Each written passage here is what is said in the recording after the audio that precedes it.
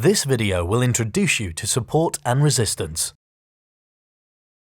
In this video, you will learn what support and resistance levels are, how you can identify these levels, how to draw support and resistance on your chart, that support and resistance are not always levels but can often be zones, the concept that support can become resistance and vice versa, how to trade support and resistance, what a false breakout is.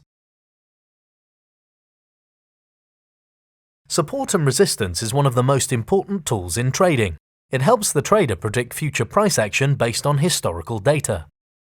Support and resistance levels identify prices where buyers and sellers have previously entered the market in sufficient quantities to change the direction of the price. Support and resistance can be identified on a chart by placing horizontal lines where the price has previously reversed.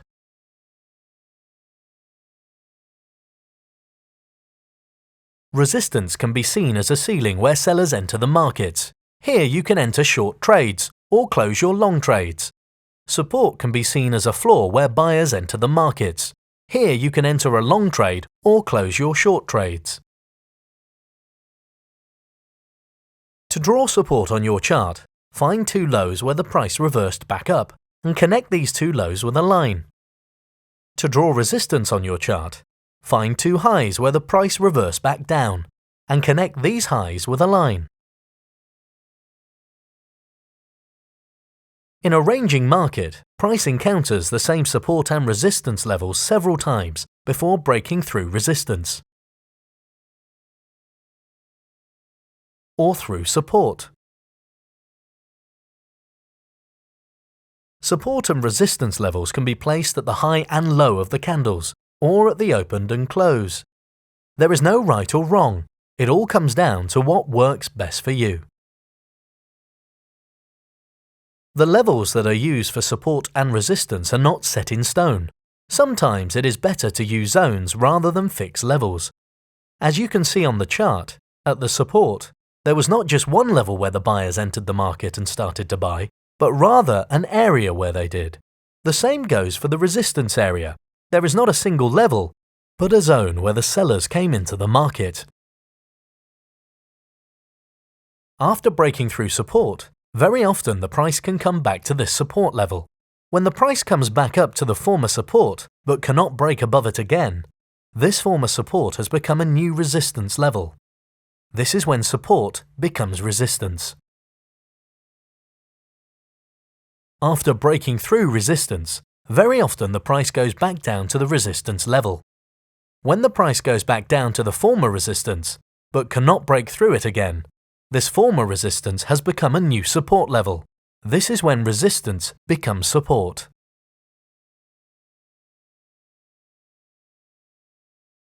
In order to trade support and resistance, you first identify the levels. Because you are expecting such a reversal, you can go short at this resistance level. Put your stop loss above the resistance level.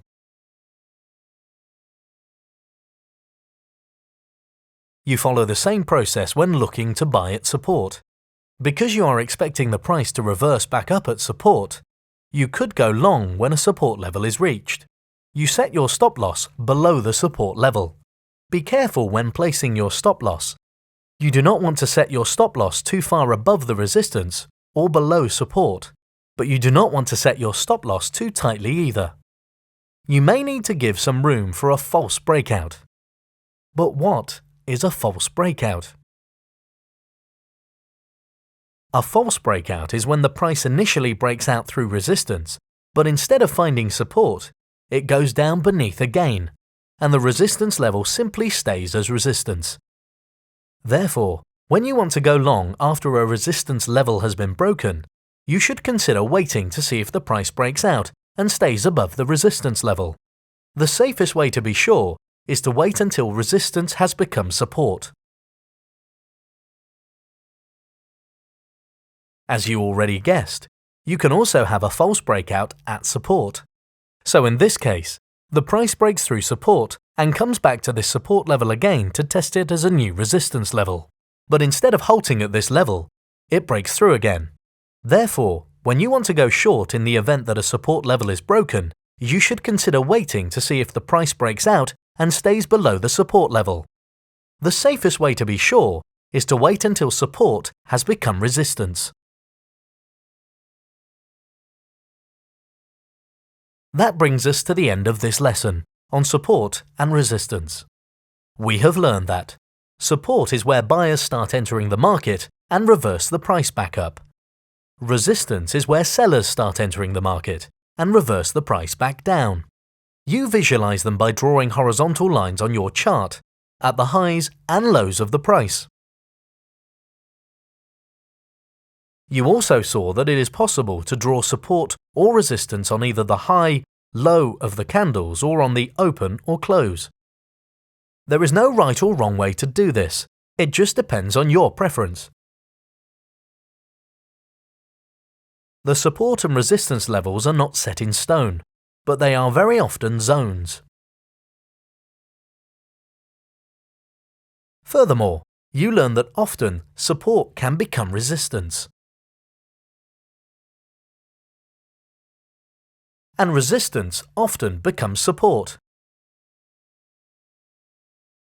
You learn that you can sell at resistance and you can set your stop loss above the resistance level, but be aware of false breakouts. Also, you can buy at the support level and set your stop loss below the support level. Finally, you learned about false breakouts. That is whenever the price breaks out of either support or resistance, but fails to stay below the support or above the resistance.